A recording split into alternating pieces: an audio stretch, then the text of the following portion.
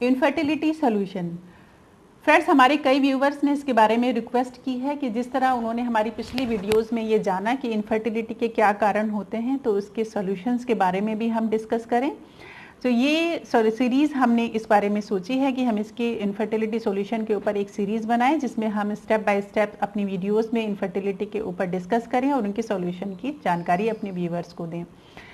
तो friend, infertility mail और female दोनों में हो सकती है और इसके आसानी से इसका सॉल्यूशन भी किया जा सकता है। आज की वीडियो में हम जानेंगे इसके सॉल्यूशन के बारे में, जिसका पहला स्टेप है हार्मोनल इम्बैलेंस। यानी आज की वीडियो में हम डिस्कस करेंगे कि हार्मोनल इम्बैलेंस क्या होता है और इसको किस तरीके से ठीक करके इनफर्टिलिटी की समस्या को दूर किया जा सकता है। वीडियो को लाइक करना ना भूलें। अगर मेरे चैनल को सब्सक्राइब नहीं किया तो प्लीज़ सब्सक्राइब कर लें। हाय फ्रेंड्स, मैं हूं doctor Sabiha, practising as a gynaecologist in Lucknow. Friends, hormonal imbalance बहुत ही कॉमन प्रॉब्लम होती है, क्योंकि जिस तरीके से कोई भी दंपति जब अपना इनफर्टिलिटी की समस्या को लेकर डॉक्टर्स के पास जाता है तो सबसे पहले हार्मोन्स चेकअप ही उसका फर्स्ट स्टेप होता है। तो इस समस्या को लाइफस्टाइल चेंजेस के साथ साथ कुछ मेडिकेशन देकर भी काफ़ी हद तक कंट्रोल किया जा सकता है। और फ्रेंड्स, सबसे पहले जान लेते हैं कि हार्मोनल बैलेंस करने की क्या इंपॉर्टेंस है, इसको सही करना क्यों ज़रूरी है। क्योंकि यदि किसी भी फीमेल की शरीर में हार्मोनल इम्बैलेंस होता है तो वो डायरेक्टली ओव्यूलेशन को इफेक्ट करता है, यानी एग बनने की प्रक्रिया काफ़ी हद तक डिस्टर्ब हो जाती है, जिसकी वजह से पेशेंट कंसीव नहीं कर पाती है। यानी कि ओवरऑल रिप्रोडक्टिव सिस्टम को या फिर ओवरऑल कंसेप्शन को प्रोसीजर को नॉर्मलाइज करने के लिए हार्मोन्स बैलेंस में होने ज़रूरी होते हैं। आइए फ्रेंड्स, जानते हैं हार्मोन्स किस तरीके से फर्टिलिटी को इफ़ेक्ट करते हैं। काफ़ी सारे हार्मोन्स एक फीमेल के शरीर में पाए जाते हैं, लेकिन स्पेशली जो हार्मोन्स मेंस्ट्रुअल साइकिल्स में इंक्लूड होते हैं उसको रेगुलेट करने में काम करते हैं। यदि उन हार्मोन्स में इम्बैलेंस पाया जाता है तो ये एक इनफर्टिलिटी की समस्या को पैदा कर सकते हैं, जिसको हम 3 स्टेप में इजीली समझ सकते हैं कि यदि कुछ हार्मोन्स ऐसे होते हैं कि यदि उनकी कमी शरीर में है या वो एक्सेस अमाउंट में शरीर में पाए जा रहे हैं, तो जो भी हमारी ओवरीज में फॉलिकल्स मौजूद होते हैं वो पूरी तरीके से मैच्योर नहीं होते हैं और न्यू हार्मोन और जो ओवम बनने वाला होता है, यानी कि जो एग बनने की जो प्रक्रिया है वो नहीं हो पाती है और कोई भी एग डोमिनेंट फॉलिकल नहीं हो पाता और ओव्यूलेशन होने में प्रॉब्लम आती है। इसके साथ साथ कई बार ऐसा होता है कुछ हार्मोन्स की कमी के साथ साथ नए एग्स मैच्योर नहीं होते, यानी कि एग्स पूरी तरीके से अपनी मैच्योरिटी पे पहुंच भी नहीं पाता है, और यदि मैच्योरिटी पे पहुंच जाता है तो वो फिर ट्यूब से निकलकर फॉलिपियन ट्यूब ओवरी से निकलकर फैलोपियन ट्यूब्स में नहीं आ पाता है, जिसके कारण अनोव्यूलेशन की समस्या पैदा हो जाती है। इसके साथ साथ तीसरी स्टेज में ये होता है कि यदि किसी पेशेंट को ओव्यूलेशन तो हो रहा है और उसका फर्टिलाइजेशन भी ट्यूब में हुआ है, लेकिन यदि जो यूट्रस होता है, बच्चेदानी के अंदर की जो झिल्ली जिसको एंडोमेट्रियम कहते हैं, यदि उसकी थिकनेस प्रॉपर नहीं है, एंडोमेट्रियम लाइनिंग में डिस्टर्बेंस है जो कि हार्मोनल इम्बैलेंस की वजह से होती है, यदि ये समस्या सामने है तो लाइनिंग्स यूट्रस के अंदर की लाइनिंग्स फर्टिलाइज्ड ओवम को एक्सेप्ट नहीं करती हैं और इनफर्टिलिटी की समस्या सामने आ सकती है। तो ये तीनों चीज़ें ही मिलकर एक बड़ा कारण हो जाती है, और हार्मोन्स को यदि बैलेंस डॉक्टर्स कर लेते हैं तो ये तीनों ही समस्या को आसानी से कोप अप किया जा सकता है। फ्रेंड्स, किसी भी आइए जान लेते हैं कि कैसे कौन से डिसऑर्डर्स हैं जिनमें हार्मोनल इम्बैलेंस नॉर्मली होता है। तो इसमें सबसे पहले नंबर पर आता है पॉलीसिस्टिक ओवेरियन डिजीज़, जो कि एक बहुत ही वास्ट टॉपिक है। यदि आपको इसके बारे में डिटेल वीडियो चाहिए तो कमेंट बॉक्स में लिखना ना बोलें, क्योंकि पीसीओडी या पीसीओएस के थ्रू ही हार्मोनल इम्बैलेंस हो सकता है। इसके साथ साथ हाइपर प्रोलैक्टिनीमिया, जिसमें प्रोलैक्टिन नाम का हार्मोन्स अपने रिक्वायर्ड अमाउंट से ज़्यादा हो जाता है और अनोव्यूलेशन पैदा करता है। इसके साथ साथ थायराइड स्टिमुलेटिंग हार्मोन यानी हाइपोथायराइडिज्म की समस्या के कारण भी ये अनोव्यूलेशन की समस्या पैदा हो सकती है, या लाइनिंग झिल्ली जिसको कहा जाता है वो कमज़ोर हो सकती है, या ओव्यूलेशन सही समय पर नहीं होता है। इसके साथ साथ मेंस में पाए जाने वाला हार्मोन जिसको टेस्टोस्टेरोन कहता है, ये भी कुछ अमाउंट में फीमेल्स के अंदर पाया जाता है। यदि ये भी अपनी रिक्वायर्ड अमाउंट से बढ़ जाता है तो ये भी डिस्टर्बेंस फर्टिलिटी में कर सकता है। फ्रेंड्स, आइए जानते हैं हार्मोनल बैलेंस क्या होता है। Hormonal imbalance is an incorrect quantity of hormones होती है, जो कि ब्लड में किसी भी एक या एक से अधिक हार्मोन्स की इनकरेक्ट क्वांटिटी यदि ब्लड स्ट्रीम में पाई जाती है तो उस कंडीशन को हार्मोनल इम्बैलेंस कहा जाता है। फ्रेंड्स ये जान लेते हैं कि जैसे कि किसी भी पेशेंट के जब पीरियड्स का जो साइकिल होता है, यानी 30 डेज़ का यूजुअली जो साइकिल होता है, उसमें टाइम टू टाइम कुछ हार्मोन्स रिलीज होते हैं।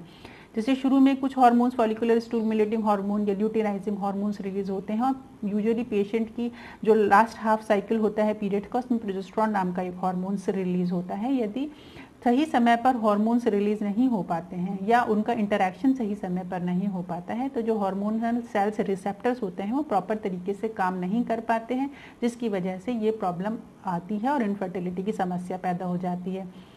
फ्रेंड्स, कौन कौन से हार्मोन हैं जो इनफर्टिलिटी में या हार्मोनल इम्बैलेंस में इम्पॉर्टेंट रोल प्ले करते हैं, जिसमें सबसे नंबर 1 पे आता है luteinising hormone, follicular stimulating hormone, thyroid stimulating hormone, prolactin, testosterone and anti-Mullerian hormones. ये कुछ ऐसे हार्मोन्स हैं जिनकी इम्बैलेंस होने की वजह से ये इनफर्टिलिटी की समस्या पैदा हो सकती है।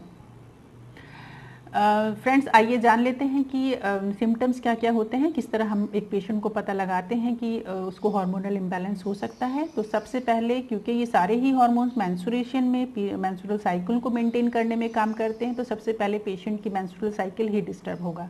यानी या तो उसको एक लंबे समय तक नॉर्मल पीरियड आने के बाद अचानक पीरियड्स आने बंद हो जाएंगे, जिसको सेकेंडरी एमेनोरिया कहते हैं, या पीरियड्स बहुत दिनों के बाद आएंगे, जैसे कि 2 महीने 3 महीने में कोई पेशेंट कंप्लेंट करते हैं कि हमें पीरियड्स डिलेड होकर आ रहे हैं, जिसको ओलिगोमेनोरिया की कंडीशन कहा जाता है। इसके साथ साथ ही कुछ पेशेंट्स आकर ये कंप्लेंट करते हैं कि उनको स्कैंटी पीरियड्स होते हैं, कि पेशेंट्स दिन में एक या दो, एक जैसे नॉर्मली प्रीवियस साइकिल्स में वो 3 to 4 पैड्स यूज़ करते हैं, तो अब 1 या 2 ही पीरियड्स पूरी तरीके से उनके पैड सोक नहीं हो पा रहे हैं। जब कुछ पेशेंट्स में हैवी ब्लीडिंग और पेन के साथ ब्लीडिंग होना या स्पॉटिंग होना, ये भी हार्मोनल इम्बैलेंस की निशानी है। इसके साथ साथ ही यदि किसी पेशेंट को इंक्रीज्ड हेयर ग्रोथ हो रही है बॉडी में किसी पार्ट में, जैसे फेशियल ग्रोथ, हेयर ग्रोथ हो रही है, एब्नॉर्मल फेशियल ग्रोथ है, या उसकी ब्रेस्ट में निपल के एरियोला के आसपास हेयर ग्रोथ है, एब्डोमेन पे नेवल के आसपास हेयर ग्रोथ है, ये भी हिर्सुटिज्म की निशानी है, जो कि हार्मोनल इम्बैलेंस की वजह से पैदा होती है। इसके साथ साथ यदि किसी पेशेंट को अनएक्सप्लेन्ड वेट गेन अचानक से हो रहा है, तो ये भी एक इंडिकेट करता है कि शायद पेशेंट को हार्मोन्स इम्बैलेंस की प्रॉब्लम है, या कुछ पेशेंट्स में कॉन्स्टिपेशन, डायरिया में भी ऐसा हो सकता है। सो फ्रेंड्स, ये थे कुछ सिम्टम्स। इसके साथ साथ मेल्स पार्टनर की जहाँ तक बात करें, यदि उनमें हार्मोनल इम्बैलेंस होता है, तो सबसे पहले जब सीमन एनालिसिस किसी पेशेंट का, मेल पार्टनर का कराया जाता है, तो उसके स्पर्म्स काउंट सीमन में काफ़ी कम देखने को मिलते हैं, जो हार्मोनल इम्बैलेंस की वजह से भी हो सकता है। कुछ मेल्स में चेस्ट में ब्रेस्ट टेंडरनेस या ब्रेस्ट टिश्यूज़ की ओवर डेवलपमेंट शुरू हो जाती है, ये भी हार्मोनल इम्बैलेंस की एक निशानी है। इसके साथ साथ पेशेंट की मेल पेशेंट की स्पेशली हेयर थिन हो जाती हैं और उनकी मेल पैटर्न बाल्डनेस या हेयर लॉस शुरू हो जाता है, ये भी हार्मोनल इम्बैलेंस की वजह से हो सकता है। सो फ्रेंड्स, आइए जानते हैं कि कैसे हम पता लगाएं, ऐसे कौन से टेस्ट होते हैं जिसके द्वारा हार्मोनल इम्बैलेंस का पता लगाया जा सकता है। ये बहुत ही ईजी टेक्निक है, इसमें बहुत ज़्यादा कोई हार्ड एंड फास्ट रूल नहीं है, लेकिन ये हार्मोन्स इम्बैलेंस का पता ब्लड के थ्रू, ब्लड टेस्टिंग के थ्रू लगाया जा सकता है।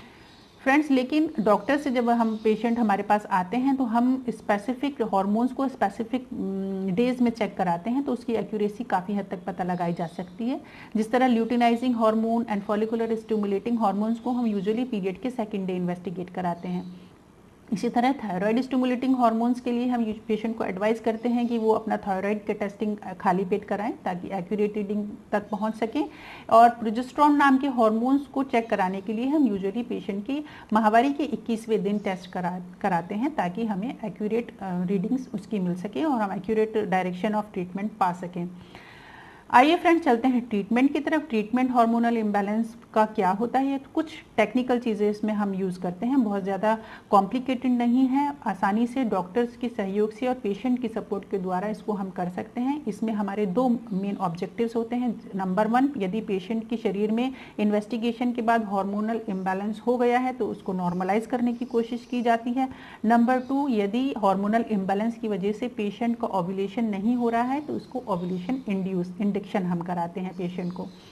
तो चलिए फ्रेंड्स, सबसे पहले डिस्कस करते हैं। नंबर 1 पे आता है हमारा बॉडी वेट यानी कि BMI पेशेंट का कितना है, यानी कि पेशेंट की जो वेट है और उसकी जो हाइट है उसके अकॉर्डिंग उसका BMI कैलकुलेट किया जाता है, जिससे ये पता लगाया जाता है कि पेशेंट ओवरवेट, ओबीज या अंडरवेट तो नहीं है। यदि इन तीनों की कोई कंडीशन पाई जाती है तो पेशेंट के BMI को करेक्ट करना ज़रूरी होता है। नंबर 2 पे हमारा आता है डाइट। हम अपने पेशेंट्स को बताते हैं कि वो किसी भी तरीके की जंक फूड्स या सॉफ्ट ड्रिंक्स या फिर स्पाइसी ऑयली स्ट्रीट फूड या बाहर का खाना जहाँ तक हो सके अवॉइड करें। स्मोकिंग, अल्कोहल, टोबैको, इन सब का सेवन काफ़ी ना के बराबर करें। और इसके साथ साथ ही हम पेशेंट को ये एडवाइस करते हैं कि वो हेल्दी बैलेंस डाइट ही लें, जिससे कि काफ़ी हद तक हार्मोनल इम्बैलेंस को कोप अप किया जा सकता है, क्योंकि हार्मोनल इम्बैलेंस यूजुअली होता ही लाइफस्टाइल को चेंज करने की वजह से है। इसके साथ साथ ये देखा गया है कि इनफर्टाइल कपल बहुत जल्दी स्ट्रेस में पास हो जाते हैं, तो जहाँ तक हो सके अपनी स्ट्रेस को कम करने की कोशिश करें। और वो जिसमें breathing exercise and morning walk बहुत इंपॉर्टेंट रोल प्ले करते हैं। आइए फ्रेंड्स, जानते हैं नंबर 1 पे आते कुछ हार्मोन्स को बैलेंस करने के बारे में डिस्कस कर लेते हैं। एंटीमुलेरियन हार्मोन जो नंबर 1 पे आता है। एंटीमुलेरियन हार्मोन वो हार्मोन होता है जिसके द्वारा हम ये पता लगा सकते हैं कि किसी भी फीमेल की ओवरीज में कितने नंबर ऑफ एग्स प्रेजेंट हैं। यदि और उसका एंटीमुलेरियन हार्मोन नॉर्मल लेवल 2 से लेकर 4 mg/ml के बीच में होता है। यदि ये इंक्रीज अमाउंट में पाया जाता है, 9, 10 या 11 की रेंज में पाया जा रहा है, इसका मतलब ये इंडिकेट कर रहा है कि इस हार्मोन्स की बढ़ी हुई मात्रा ये इंडिकेट कर रही है कि पेशेंट पॉलीसिस्टिक ओवेरियन डिजीज से ग्रसित हो चुकी है। उसका line of treatment polycystic ovarian disease पर चलेगा, जिसमें यूजुअली हम ओरल कॉन्ट्रासेप्टिव पिल्स के साथ साथ और मेडिकेशन भी करते हैं, और ये 3 से 6 महीने में नॉर्मल हो सकता है। लेकिन यदि किसी पेशेंट का एंटीमुलेरियन हार्मोन 0 या 1 है, उससे कम है, तो ये इंडिकेट करता है कि पेशेंट के शरीर में पर्याप्त अमाउंट में एग्स नहीं है। तो इसमें हम पेशेंट को यूजुअली हम यही एडवाइस करते हैं कि पेशेंट IVF के लिए जाएं और अपना समय ज़्यादा बर्बाद ना करते हुए IVF की टेक्निक को अपनाएं। लेकिन कुछ पेशेंट्स यदि ट्राई करना चाहते हैं नॉर्मली, तो हम पेशेंट को DHEA यानी डिहाइड्रोएपिनेस्ट्रोन नाम की टैबलेट्स दी जाती हैं। इसके साथ साथ पेशेंट को जल्द से जल्द स्टिमुलेट किया जाता है। उसकी शरीर एग्स जो ओवरीज में कम हो गए हैं, नंबर ऑफ एग्स जितनी भी बचे हुए हैं, उनको स्टिमुलेट करके ग्रो कराने की कोशिश की जाती है। और साथ साथ ही ऐसे पेशेंट को हम ये भी एडवाइस करते हैं कि यदि आपकी डॉक्टर आपकी एग को बनाने की कोशिश कर रही हैं, यानी आपकी ओवरीज को स्टिमुलेट कर रही हैं, तो आप IUI के लिए ज़रूर जाएँ। IUI के लिए पूरी जानकारी के लिए आप मेरी IUI सीरीज़ को देख सकते हैं, जिसमें हमने इसके बारे में बहुत ही डिटेल में डिस्कस किया है। नेक्स्ट आता है follicular stimulating hormone and luteinising hormone. यदि फ्रेंड्स इन दोनों हार्मोन्स की डिस्टर्बेंस पेशेंट के शरीर में पाई जा रही है, तो डॉक्टर इसके थ्रू कुछ इंजेक्शंस के थ्रू इनको नॉर्मल करने की कोशिश करते हैं। ये भी यूजुअली जब पीरियड्स स्टार्ट होता है उससे लेकर 10वें 12वें दिन तक इंजेक्शंस की फॉर्म में ये हार्मोन्स दिए जाते हैं, जो कि एक पर्टिकुलर हम इसका रेजिमेंट डिस्कस नहीं कर सकते, क्योंकि ये पेशेंट टू पेशेंट वेरी करता है कि कितना डोज और किस दिन ये पेशेंट को दी जाएगी। लेकिन इंजेक्शंस के थ्रू इन हार्मोन्स को भी बाहर से दिया जा सकता है, और यूजुअली ये प्रोसीजर ओव्यूलेशन स्टिमुलेशन में ही किया जाता है। नंबर 3 पर आता है हाइपर प्रोलैक्टिनीमिया। जिस तरह हमने बात की कि हमारी पिट्यूटरी ग्लैंड जब एक्सेस अमाउंट में प्रोलैक्टिन नाम का हार्मोन्स रिलीज करना शुरू कर देती है, तो ये हाइपर प्रोलैक्टिनीमिया की कंडीशन पैदा हो जाती है, जो कि अनोवुलेशन पैदा करती है। इसके लिए हम कैबरगोलिन नाम की एक ड्रग का इस्तेमाल करते हैं। ये यूजुअली पेशेंट को वीकली बेसिस पे दी जाती है, और इसकी डोज भी पेशेंट के लेवल पे, प्रोलैक्टिन के लेवल पर डिपेंड करती है। नेक्स्ट आता है TSH, थायराइड स्टिमुलेटिंग हार्मोन, जो कि हाइपोथायराइडिज्म की कंडीशन पैदा कर देता है। इसके लिए हम पेशेंट को थायरोक्सिन नाम का हार्मोन्स टैबलेट की फॉर्म में देते हैं, और यूजुअली हम पेशेंट को एडवाइस करते हैं कि वो अपना ये हार्मोन्स की दवा एम्प्टी स्टमक लें, ताकि अब्जॉर्प्शन मैक्सिमम हो सके, और इसको लेने के 20 से 25 मिनट तक कुछ ना खाएं। क्योंकि फ्रेंड्स ये सारी ही हार्मोनल इम्बैलेंस मिलकर एनोवुलेशन की प्रॉब्लम क्रिएट करती हैं, तो इसके लिए हमें कभी कभी पेशेंट की कोई ओवरीज को स्टिमुलेट करना पड़ता है। और ये स्टिमुलेट करने का जो प्रोसीजर है, ये मैंने अपनी IUI स्टिमुलेशन वाली वीडियो में पूरी डिटेल में डिस्कस किया है। मैं इसका लिंक आपको नीचे डिस्क्रिप्शन बॉक्स में दे दूंगी, आप प्लीज़ इस वीडियो को देखें और किस तरीके से एनोवुलेशन की समस्या को आप कोप अप कर सकते हैं। साथ साथ इन ऊपर दी गई जानकारी के द्वारा, इन मेडिकेशन के द्वारा आप अपनी हार्मोन को बैलेंस करके यूट्रस के अंदर की लाइनिंग्स को भी ठीक कर सकते हैं, ताकि यदि फर्टिलाइजेशन हो जाता है तो अबॉर्शन के चांसेस कम से कम हो। तो फ्रेंड्स, ये थी मेरे द्वारा दी गई IUI के मेरे द्वारा दी गई हार्मोनल इम्बैलेंस के ऊपर एक जानकारी। लास्ट में मैं आपको एक टिप देना चाहूँगी, यदि आपकी डॉक्टर्स ओव्यूलेशन कराने में स्टिमुलेशन के द्वारा या फिर इन हार्मोन्स को बैलेंस कराने के द्वारा सक्सेस हो जाती हैं, तो आप अपनी फर्टाइल पीरियड्स को ज़रूर ध्यान में रखिए। यानी ओव्यूलेशन किस दिन होता है, किस डेज में, माहवारी के किन दिनों में कंसीव करने के चांसेस ज़्यादा होते हैं, उसका ध्यान रखिए। आप संपर्क में रहें, फिजिकल कांटेक्ट में रहें, तो आसानी से कंसीव कर सकते हैं। इसके ऊपर में मैं अपने आने वाली वीडियोस में ज़रूर आपको जानकारी दूंगी। तो मेरे साथ बने रहें, मेरी वीडियोस को लाइक करें, चैनल को सब्सक्राइब करें, और यदि आप इस जानकारी से आपको अच्छी लगी हो तो अपनी फैमिली फ्रेंड्स में से शेयर करना ना भूलें। मिलती हूँ कुछ ऐसी ही इम्पोर्टेंट जानकारी के साथ अपनी नेक्स्ट वीडियो में। तब तक के लिए बाय।